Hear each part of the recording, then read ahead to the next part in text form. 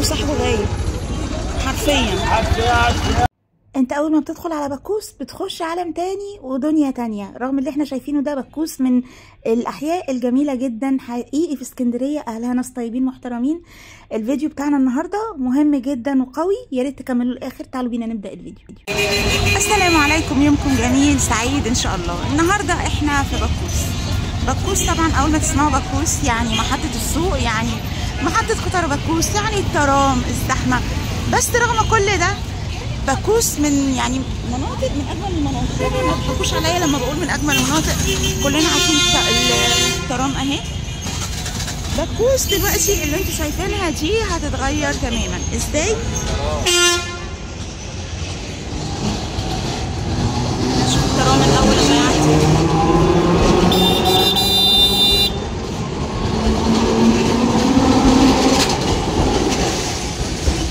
شكل الجزء ده او المنطقه هنا. بكوس بتحظى بالتطوير خلال الفتره اللي احنا فيها. عارفين ان احنا بدانا مشروع المترو، هنروح عند المترو ونشوف اخر التطورات، وكمان هنبدا في تطوير ترام الرمل. وطبعا بصوا نقطه بالعافيه، محطه بكوس هنا هتكون محطه علويه، يعني كل ده طريق هيبقى متسع مفتوح بعد كده بعد بدء اعمال التطوير. تمام. المحطة هنا زي ما قلت لكم محطة ترام بكوس علوية. بكوس بتربطنا بحاجات كتير جدا، شارع مصطفى كامل، كده هنطلع على جليم، البحر، مترو اسكندرية. فتعالوا بقى نتمشى ونشوف اخر التطورات لحد مترو اسكندرية. يعني من اجمل المناطق. هتقولوا لي ازاي اجمل المناطق واللي احنا شايفينه ده؟ هي فعلا ينقصها النظام. هي اتسمت طبعا محطة السوق اللي هي محطة القطر، عارفين كان اسمها محطة قطار السوق، وفعلا اتوصلت بالسوق وبقت سوق وسويقه واشغالات وحاجات كتير جدا جدا. عامه هنمشي لحد المترو ونشوف اخر تطورات المترو وخناقات السواقين. وده شارع طبعا مصطفى كامل هنكمله. بصوا الزحمه، يا الله زحمه يا دنيا زحمه. طبعا كده سوق، ولو كملنا كده بس احنا رايحين نشوف اخر تطورات المترو. هنعدوا ازاي؟ شارع مصطفى كامل والزحمه. المترو كده زي ما قلت لكم، يعني والله هي مولد وصاحبه غايب حرفيا. اهل المنطقه بيشتكوا من الزحمه، مش عارفين يمشوا، مش عارفين يعدوا. اي نعم السوق موفر لهم كل حاجه وباسعار كويسه، ماشي، بس الزحمه يعني احنا مش عارفين نمشي. يعني انا امشي فين والله العظيم؟ هنروح كده، خليكم معانا. ما تنسوش طبعا لو بتشوفونا اشتركوا في القناه، فعلوا الجرس عشان يوصلكم كل جديد. بصوا زحمه شارع مصطفى كامل. يعني انا هقفل شويه لحد اما امشي في الطريق واكمل بعد كده، خليكم معانا. حرفيا الوضع زي ما انتم شايفين، مش محتاجه اتكلم. الشارع زي ما انتم شايفين السير فيه صعب، كبار السن، المدارس كده، فمحتاجين تنظيم بجد. بشاير اليسري محتاجين تنظيم جدا جدا، محتاجين الاشغالات، محتاجين المحلات. انتوا عارفين بس لو المحلات التزمت ودخلت اماكنها هنوسع طريق جامد جدا جدا. بس ما تعرفوش بقى، يعني ما تعرفوش السبب. احنا لو عايزين نعمل حاجه هنعملها. كلنا طبعا شفنا سياده الفريق محافظ اسكندريه لما نزل الفلكي عمل ايه؟ ما بين ليله وضحاها، يعني 48 ساعه فكان الفلكي اتشال، الفلكي اتفتح، اتحطت اشاره مرور. فاحنا لو عايزين ننظف والله هيحصل، ولو عايزين نطنش ونكبر هيحصل برضه. فايه اللي منعنا؟ يعني نبدا خطوه خطوه.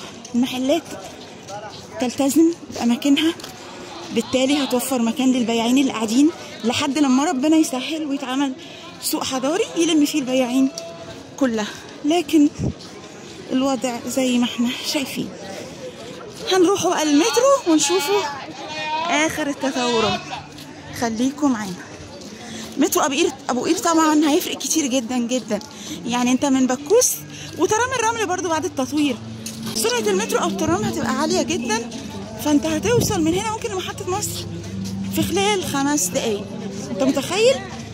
تظبط ساعتك على المواعيد، فهيفرق طبعا في الزحمه، في المشاريع، زحمه المشاريع، ازمه المواصلات. بجد مشروع المترو صدقتكم من اجمل المشاريع اللي بتتعمل حاليا في محافظه اسكندريه. قربنا من المترو خلاص، خليكم معانا نشوفوا المترو واخباره والسمك وجماله. ما تنسوش اللايك يا اسكندرانيه. يلا بينا. عايزين بقى تعليقاتكم وتفاعلاتكم معانا على فيديو بكوس، يعني اصلا فيديوهات تصوير وسط الزحمه والسوق وكده. طبعا مزلقان بكوس لا ننسى، مزلقان بكوس وقطر ابو قير والذكريات المؤسفه الاليمه وسوقيكا اللي تابعناه معاكم وتم ازالته. تعالوا هيا بنا نشوفوا اخر تطورات محطه مترو بكوس.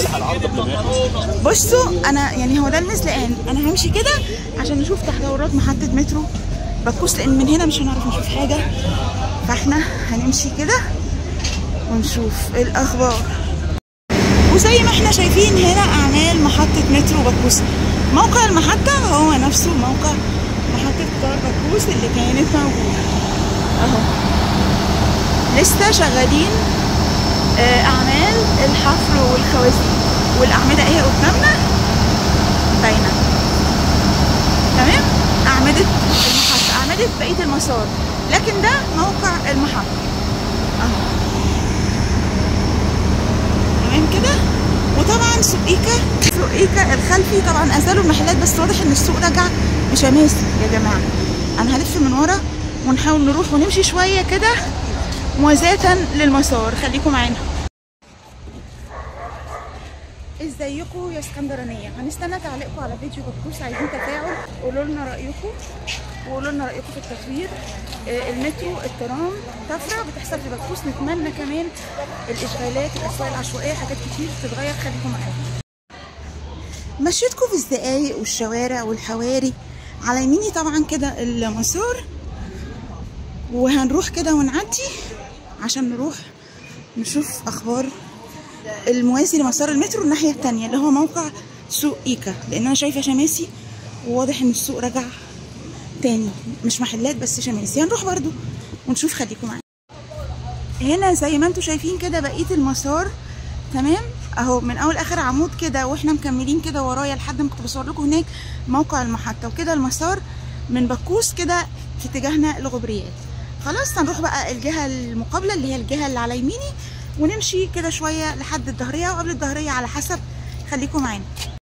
المسار بس عشان فيه عمال ومهندسين هنكمل فيه فتحه مرور اهي هنعدي منها، وكده طلعنا من الفتحه المروريه. وهنا موقع سوقيكا والمحلات اللي تابعنا معاكم قبل كده ازالتها، ولكن السوق رجع كالعاده زي اي سوق، زي المعهد الديني، زي المنظره لما تم ازالته، ازاله المحلات الناس قعدت برضو. فما فيش بديل، والله العظيم ما في بديل للناس دي غير ان هم يتعمل لهم اسواق حضريه في اماكن متفرقه في اسكندريه بايجار بسيط زهيد ويتنقلوا فيه. غير كده الناس هترجع، ما هتقول لك بنصرف وبيوت وعيله واسر، هنعمل ايه؟ هنقعد في البيت. بس احنا يعني يا ريت يبقى انجاز للسيد الفريق المحافظ فقط لو لغى الاسواق العشوائيه واسكندريه كلها بقت اسواق حضريه. ده يعني هتبقى بجد علامه في تاريخ محافظه اسكندريه.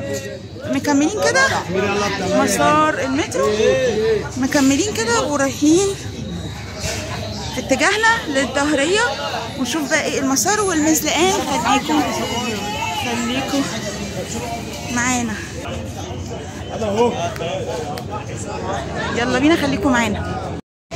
مسار المترو والاعمال، مسار المترو على يميني والاعمال. طبعا كلنا عارفين الاعمده اهي طبعا، وكده في اتجاهنا للمزلقان. طبعا عارفين ان مترو اسكندريه مفيش ازالات للمنازل، تم عمل اختبار للمنازل كلها واختبارات تحميل وكل الحاجات دي طبعا قبل البدء في اعمال الخوازيق. وهنا وصلنا المزلقان، مولد وصاحبه غايب. هنكمل المسار كده، المسار هنكمله نشوف اخر التطورات. طبعا كده الظهريه، كده هنرجع تاني على الترام وشارع مصطفى كامل وما الى ذلك. خلاص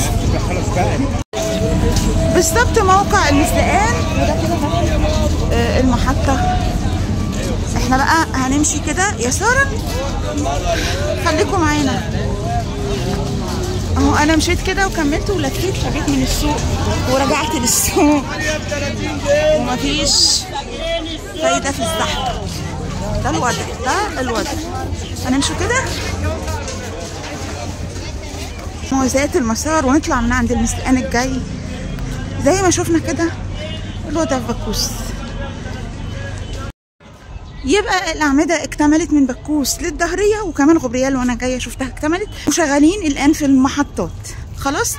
ولكن لسه بقى الكاميرات ما تركبتش، لسه كل الشغل ده تمام. لكن انتهى من الأعمدة وجاري العمل في أجسام المحطات نفسها. وصلت المزلقان سينما ليلى، قمامة والنباشين طبعا زي ما احنا عارفين في كل حتة. وده شارع سينما ليلى. شارع سينما ليلى كده هنطلع على شارع مصطفى كامل، يعني ما يقلش حاجة عن الشارع اللي كنا ماشيين فيه بتاع السوق. هنا بس بقى ايه التاني زحمة سوق وناس وكده واشغالات، هنا زحمة عربيات وتكاتك الحقيقة. فبكوس بجد بجد محتاجة يعني زيارة من السيد المحافظ. والله لو زارها وتشدد على الاشغالات والحاجات اللي احنا شايفينها دي بجد هتتغير تماما. ومع انتهاء بقى المترو وتطوير الترام ورصف الشوارع وكده كل ده هيتغير. طالعين على شارع مصطفى كامل اهو، من شارع سينما ليلى على شارع مصطفى كامل، قمة المعاناة والزحمة والتكاتك. زحمة على طول، والسوق. وما تنسوش اللايك. لفت لكم بكوس اهو، جولة كاملة متكاملة. شفنا الترام، شفنا تطورات. مش عارفة اعدي ولا اركز ولا اقول ايه. كده هنطلع على الترام، كده باقي السوق. ده شارع مصطفى كامل. شارع مصطفى كامل اللي هو تم ازالة السوق منه اكتر من مرة، يعني هو المفروض يبقى مفتوح شارع رئيسي لسير السيارات، لكن الوضع زي ما احنا شايفين. اكتفي بهذا القدر تمام. هستنى تعليقاتكم وتفاعلاتكم ورأيكم في فيديو بكوس واللي بيحصل والوضع. واهل بكوس قولوا لنا برضو ارائكم وايه اللي يعني اللي تمنوه يحصل في بكوس. ماشي، اشوفكم على خير ان شاء الله فيديو جاي. شكرا والسلام عليكم. جيجي رضوان.